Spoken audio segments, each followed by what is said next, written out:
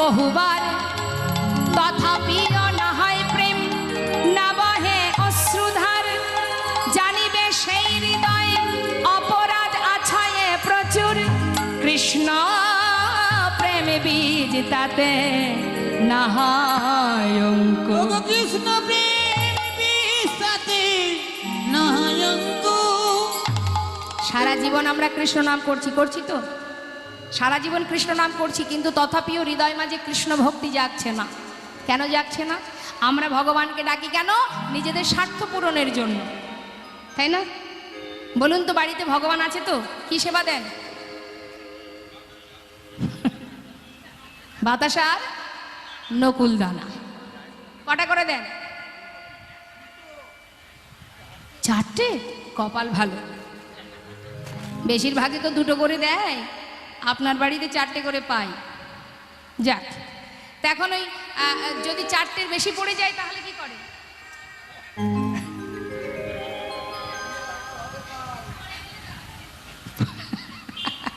পড়ে গেলে যা গেল গেল।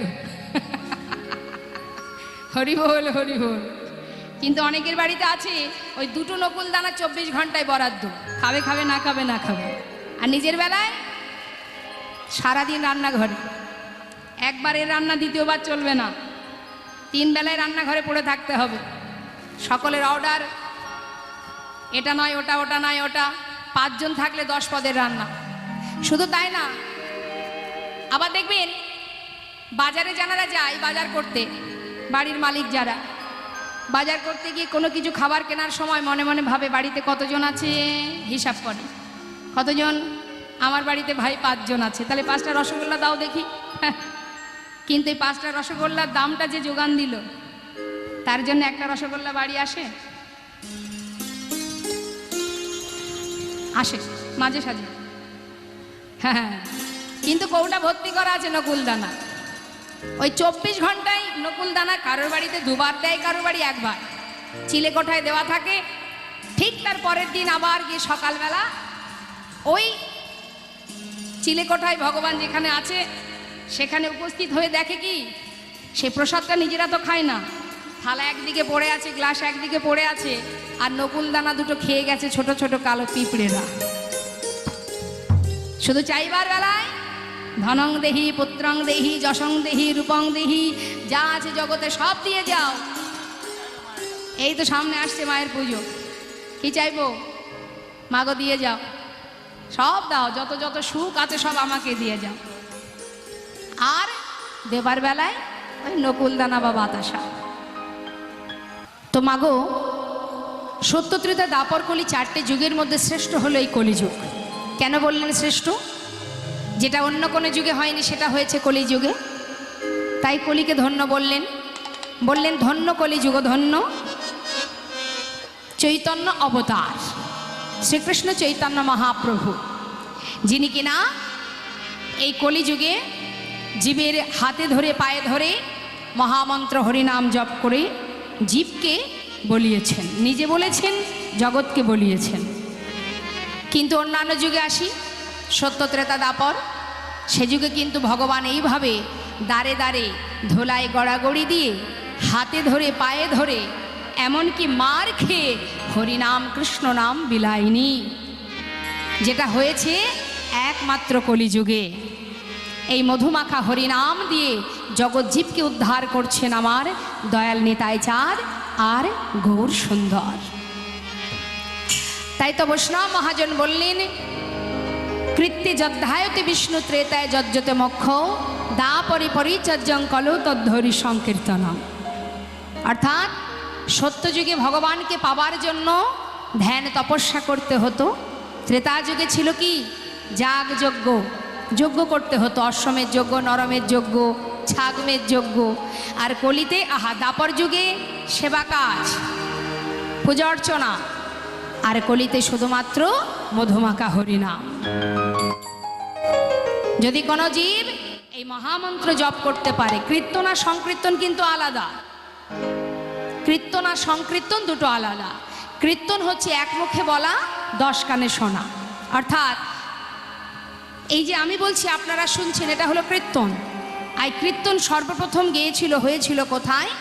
বাংলাদেশে, পদ্মা নদীর ধারে দোল পূর্ণিমা রাত্রে নরোত্তম দাস ঠাকুর মহাশয় তিনি সর্বপ্রথম কীর্তন করেছিলেন। কোথায়? খেতুরি ধামে। খেতুরি নামক একটি স্থান আছে পদ্মা নদীর ধারে বাংলাদেশে। সেই খেতুরি ধামে নরোত্তম দাস ঠাকুর তিনি সর্বপ্রথম এই কীর্তন করেছিলেন। আর হরিনাম সংকীর্তন, এটাকে বলা হয় সংকীর্তন, কীর্তন নয়, যেটা মহামন্ত্র 16 নাম 32 অক্ষর, এটাকে বলা হয় সংকীর্তন। যেটা জীবের ঘরে ঘরে আমরা সবাই মিলে একসঙ্গে গাই, সেটা হলো সংকীর্তন। আমার মহাপ্রভু হলেন সংকীর্তনই কপিতর, মানে সংকীর্তনের পিতা তিনি, তাই তো তাকে পিতা বলা হয়, সংকীর্তনের পিতা। তাই আজ নদিয়ার চাঁদ আমার গৌর সুন্দর জগৎজীবকে উদ্ধার করবার জন্য হরিনাম নিয়ে এলেন। বৈষ্ণব মহাজন লীলার পাশে দাঁড়িয়ে বললেন, দেখো দেখো হরিনামের নৌকাখানি শ্রী গুরু কান্ডারি, সংকীর্তন কেরওয়াল অগধুবাহ পশারি। বহু বসারি আমাদের উদ্ধারের পথ কি মা? হরিনামের নৌকাখানি শ্রীগুরু কান্ডারি, মানে দেহতরিটাকে যদি পার করতে হয়, ভবসিন্ধু পারে যেতে হয়, তাহলে হরিনামের নৌকায় বসতে হবে আর গুরুচরণকে আশ্রয় করতে হবে। দুটি বাহু তুলে সংকীর্তন গাইতে হবে, মহামন্ত্র হরিনাম জপ করতে হবে, গুরুচরণ আশ্রয় করতে হবে। তাই এখানে যত ভক্ত আছে একটু বলুন দেখি, গুরু কৃপা হয়েছে কিনা? সবার কি গুরু দীক্ষা শিক্ষা হয়েছে? রাধে রাধে, রাধে রাধে। দেখি হাত তুলে দেখান কার কার হয়েছে। বা বা বাবা, নিতাই গৌর হরিবল হরিবল। আচ্ছা, গুরু দীক্ষা শিক্ষা হয়েছে তাই তো? তা গুরুদেব যে মন্ত্র দিয়েছেন সেটা কি মনে আছে? ভুলে যাননি তো? জপ করা হয়। আচ্ছা, গুরুদেব যে তুলসীর মালা সবাইকে পরিয়ে দিয়েছিলেন সেটা আছে কি গলায়? রাধে। কোথায় গেল সেটা? হারিয়ে গেছে? আছে তো? যার যার নেই, ওই যে মুচকি মুচকি হাসি। তুলসীর মালা, যারা কৃষ্ণ মন্ত্রে দীক্ষিত হয় তাদেরকে গুরুদেব তুলসীর মালা পরিধান করান। তুলসীর মালা পরতে হবে, তার কারণ হচ্ছে আপনি যে দীক্ষা শিক্ষা গ্রহণ করেছেন, মানে আপনার দেহটা পবিত্র হলো, তাই না? আপনার এই অসার দেহটা পবিত্র হয়ে গেল। তা এবার যখন আপনি ভগবানকে নিবেদন করছেন যে কোনো কিছু, ভগবানকে সেবা দেওয়ার জন্য যখন নিবেদন করেন, তার আগে পাত্রের উপরে একটা তুলসী পাতা দিতে হয়, তাই না? কেন না? তুলসী না দিলে কখনো ভগবান গ্রহণ করেন না। তাহলে আপনি যখন নিবেদন করছেন, আপনি ভোগ নিবেদন করবার আগে যে ব্যক্তি সেবা দিচ্ছে, আগে সে নিজেকে ভগবানের চরণে নিবেদন করতে হবে। আমি যদি নিজেকে নিবেদন না করি, তাহলে আমার দেয়া ভোগ ভগবান গ্রহণ করবে কি করে? তাহলে আমাকে যদি নিবেদন করতে হয়, নিজেকে যদি নিবেদন করতে হয়, তাহলে আমারও অঙ্গে তুলসীর প্রয়োজন। আপনার অঙ্গে যদি তুলসী না থাকে, তাহলে ভগবান কিন্তু আপনাকে গ্রহণ করবে না। আর আপনাকে যদি গ্রহণ না করে, তাহলে আপনার দেওয়া ভোগ ভগবান সেবা নেবেন না। নিতাই গৌর হরিবল হরিবল। তাই তুলসীর মালা কণ্ঠে পরিধান করতে হবে। আর কি করতে হবে? শুধুমাত্র হরিনাম। কলিযুগে আর কোনো কষ্ট নেই মা, বদন ভরে হরিনাম করো। দুটি বাহু তুলে মধুমাকা হরিনাম। তা সবাই মিলে আমরা একটু গাইব হরিনাম। আজ যে জন্য আমরা এখানে এসেছি, এই বাড়িতে একটু মধুমাকা হরিনাম গাওয়া সবারই উচিত। তাই আসুন আমরা সবাই মিলে গাই হরিনাম সংকীর্তন। সবাই কিন্তু গাইবেন, হ্যাঁ? আমি গাইব, শুনে নিন, শুনে শুনে আপনারা গাইবেন। বেশ। হরে কৃষ্ণ কৃষ্ণ কৃষ্ণ হরে হরে, হরে রাম রাম রাম হরে হরে,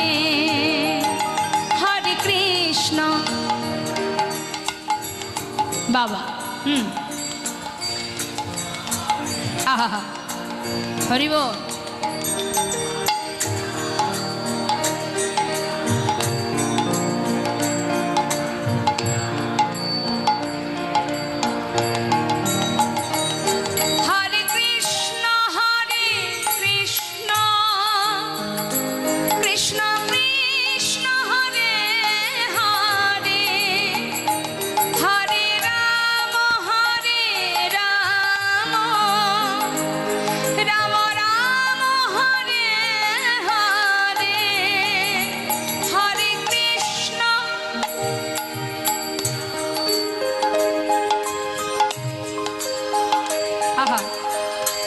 হরি বল।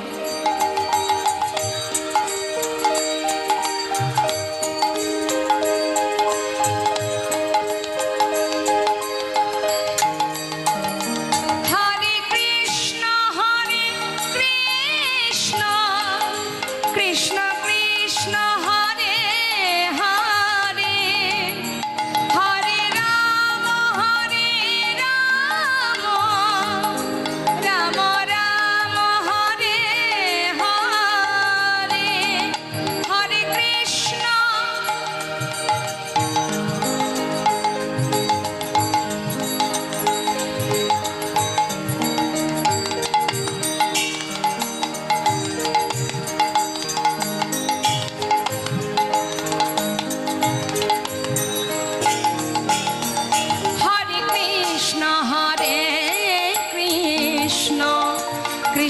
কৃষ্ণ হরে হরে হরে রাম রাম রাম হরে হরে হরে কৃষ্ণ কৃষ্ণ কৃষ্ণ হরে হরে হরে রাম রাম রাম রাম হরে হরে। হরির নাম কেবলম কলৌ নাস্তেব নাস্তেব নাস্তেব গতিরন্যথা। নাম ছাড়া কলিজীবে নাহি আরে ধর্ম সর্বধর্ম সারে না এই শাস্ত্র মর্ম।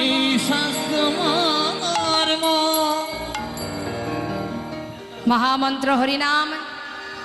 আজ মহাজন বললেন দেখো নদিয়ার চাঁদ নিত্যানন্দ প্রভু তিনি কি করলেন, আজ সুন্দর করে একটা নৌকা বিহার করবে বলে নৌকা সাজিয়েছে মা। হরি বল। ভবসিন্ধু পারে যাবার জন্য আজ আমার নিতাই চাঁদ যিনি দয়াল গুরু তিনি সুন্দর করে একটা নৌকা সাজিয়েছে। কিভাবে? হরি নামে দিয়া নিতাই নৌকা সাজাইয়া, হরি নামে দিয়া নিতাই নৌকা সাজাইয়া, হরি নামে দিয়া নিতাই নৌকা সাজাইয়া, কে যাবি ডাকে বাহু পসারিয়া, কে ডাকি বাহু পসারিয়া, কে যাবি তোরা ডাকে বাহু পসারিয়া, কে যাবি ডাকে বাহু পসারিয়া। এই যে দুটি বাহু প্রসার করে ডাকছে, তোরা কে যাবি আয়। ভবসিন্ধুর ওপারে যদি যেতে চাস নৌকা সাজিয়েছে হরিনাম দিয়ে। হরি বল। এখন মা আসতে বললেন নৌকা যদি এখন আমার গৌর হরির মনে বাসনা হয়েছে যে তিনি কি করবেন, ঘাটে মাঠে মানে রাস্তায় রাস্তায় হরিনাম দিয়েছে, বাড়িতে বাড়িতে হরিনাম দিয়েছে, হাটে বাজারে হরিনাম দিয়েছে। আজ আমার গৌর হরির বাসনা যে তিনি কি করবেন, নদীর ধারে মানে যমুনা গঙ্গার ধারে ঘাটে ঘাটে হরিনাম দেবে। এখন ঘাটে হরিনাম কেন দেবে? আগেকার সময় তো এত যানবাহন ছিল না, বেশিরভাগ মানুষ নদীপথে যাতায়াত করত। তাই গৌর হরির বাসনা যে আমি যদি ঘাটে ঘাটে হরিনাম দিই তাহলে কি হবে, ঘাটে অনেক মানুষ থাকে সবাই হরিনাম গাইবে। এখন গৌর হরি কি করেছে, নিত্যানন্দ প্রভুকে সঙ্গে করে নিয়ে একটা নৌকা তৈরি করেছে। হরি বল। হ্যাঁ, নৌকা তৈরি করে সবাইকে ডেকে ডেকে বলছে যে যদি এই নৌকায় সবাই পার হতে চাও আমরা পার করব। এখন সমস্ত নদেবাসী বলছে যে প্রভু নৌকায় পার হতে গেলে তো কড়ি লাগে, কড়ি ছাড়া তো পার হওয়া যায় না। তখন নিত্যানন্দ প্রভু বললেন, শোনো শোনো, আমাদের নৌকায় যদি কেউ পার হতে চাও তাহলে কড়ির প্রয়োজন নেই। হ্যাঁ, এবার একটা কথা মা, মনে করুন যদি আমাদের বনগাঁ থেকে শিয়ালদা থেকে নবদ্বীপের কোনো ট্রেন যদি ফ্রি করে দেয়, মানে টিকিট লাগবে না, তাহলে প্রতিদিন যত মানুষ যত প্যাসেঞ্জার হয়, এবার যদি শোনে যে ফ্রিতে যাবে তাহলে কি হবে? লোকের ভিড় হবে তো। হ্যাঁ, যাই ফ্রি যখন একবার গিয়ে নবদ্বীপে গিয়ে গৌর দর্শন করে আসি, কারণে হোক অকারণে হোক সবাই মিলে কিন্তু যাবে, ছুটবে। তা এখন যেই না বলেছে যে এই নৌকায় যদি কেউ পার হতে চায় তাহলে তার আর কড়ি লাগবে না, এই কথা শুনে এক নৌকায় যদি 100 জন ধরে সেখানে উঠে বসেছে 200 জন। এটা হাই গৌর হরি বল। আমার গৌর হরির বললেন নিত্যানন্দ প্রভু যে গৌর হরির এই নৌকায় যে পার হবে তার কোনো কড়ি লাগবে না। আর যেই না বলা, অগণিত ভক্ত নৌকায় উঠেছে, নৌকায় উঠে এবার গৌর হরি নৌকা বইছে, বৈঠা বাইছে মা। যখন নৌকা বাইতে বাইতে ঠিক মাঝ নদীতে, এমন সময় গৌর হরি নৌকাটাকে দোলাচ্ছেন। তাই গৌর হরি। এখন নৌকার মধ্যে রয়েছে 200 জন, আবার পাড়ে রয়েছে অনেক ভক্ত, আর নৌকাটাকে যখন দোলাচ্ছে ঠিক সেই সময় ভক্তরা ভয়ে ভীত হয়ে বলছে নৌকা তো এবার ডুবে যাবে, উপায় কি, কি করা যায়? তখন নিত্যানন্দ প্রভু বলছে, কি রে এই নিমাই, এইভাবে নৌকাটাকে দোলাচ্ছিস, যদি পড়ে যায় ডুবে যায় সবাই তো মারা যাবো রে। গৌর হরি মৃদু মৃদু হাসছে, আর এদিকে ভক্তরা সবাই ভয়ে ভীত হয়ে কি করছে, দুটি বাহু তুলে বলছে, দু বাহু তুলে সবাই মিলে হাত তুলে বলছে, হরে কৃষ্ণ কৃষ্ণ কৃষ্ণ হরে হরে, হরে রাম রাম রাম হরে হরে। নিতাই গৌর হরি বল। হরে কৃষ্ণ কৃষ্ণ কৃষ্ণ হরে হরে, হরে রাম রাম রাম হরে হরে। হরে কৃষ্ণ কৃষ্ণ কৃষ্ণ হরে হরে, হরে রাম রাম রাম হরে হরে। সবাই মিলে যখন হরিনাম করছে তখন মৃদু মৃদু হাসছেন আমার গৌর হরি। নিতাই চাঁদ বলছে, কিরে তুই হাসছিস কেন? দাদা হাসবো না কেন জানো? বলি তাই তো হাসি পেয়েছে, তাই তো হাসি পেয়েছে, তাই তো হাসি পেয়েছে, তাই তো হাসি পেয়েছে, সবাই মুখে হরি বলেছে, তাই তো হাসি পেয়েছে, মুখে হরি বলেছে, তাই তো হাসি পেয়েছে। আচ্ছা বলছে দাদা হাসবো না, কেউ তো সহজে হরিনাম বলে না, আজ নৌকাকে ডুবে যেতে দেখে সবাই ভয়ে ভীত হয়ে একবার তো হরিনাম বলেছে, তাই তো হাসি পাচ্ছে দাদা। লীলার পাশে দাঁড়িয়ে মহাজন বলে, না হা হা, দেখো দেখো, আজ অগণিত ভক্ত আমার গৌর হরির কৃপায় সবাই তরে গেল, কিন্তু আমি অধম রইলাম পড়ে, আমি অধম রইলাম পড়ে, কত পাপি তাপি তরে গেল। সবাই মিলে একসঙ্গে গৌর হরির নাম জপ করছে। আর যে মহাজন পদাবলী লিখেছেন তিনি বললেন, সর্বজীব পার হইল প্রেমের বাতাসে। কি বললেন? সর্বজীব পার হইল প্রেমের বাতাসে, প্রেমের বাতাসে সমস্ত ভক্ত পার হয়ে গেল। পড়িয়া রহিল আপন কর্ম দোষে, রহিল লোচন নিজ কর্মের দোষে, কত পাপি তাপি তরে গেল, পাপি তাপি তরে গেল। অগো আমি অধম রইলাম পড়ে, কত পাপি তাপি তরে গেল।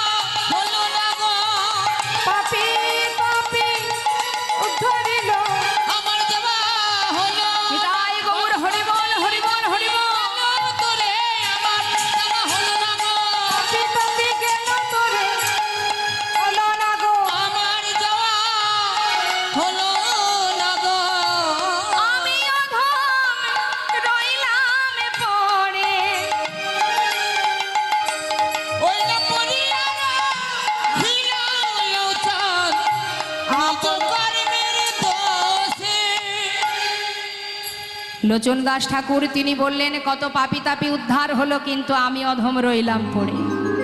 আজ আমরা ছোট্ট করে গৌর কথা শুনলাম। গৌর কথার সাথে সাথে এবার আমরা চলে যাব মধুময় শ্রীধাম বৃন্দাবনে। চলুন যাই বৃন্দাবনে, উলুধ্বনি হরিধ্বনি করে ছোট্ট একটা ভজন গানের মধ্যে দিয়ে বৃন্দাবনে যাব। নিতাই গৌর হরিব।